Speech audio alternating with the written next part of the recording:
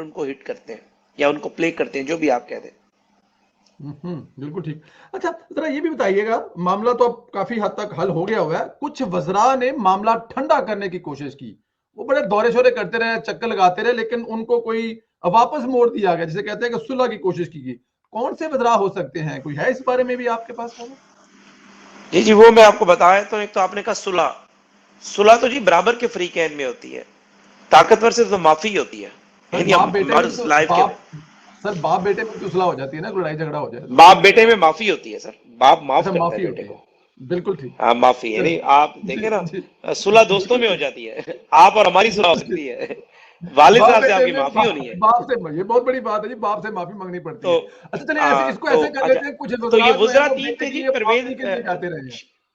जी जी, ये शेख रशीद साहब ने भी कोशिश की, लेकिन वो हम्म इनिशियल स्टेज पे पीछे हट गए। लेकिन जो हम्म लोग जाते रहे उस कॉन्वाय में, उसमें असद उमर, शाह महमूद कुरैशी और फवाद चौधरी साहब ने बहुत कोशिश की, लेकिन वो जाहिर बात फिर वही है कि वो हैंडलर की नहीं सुन रहा था, तो अपने वुजरा की क्या सुनता। बिल्कुल ठीक है। अच्छा चलें, बिल्कुल ठीक हो गया। जहांगीर तरीन लंदन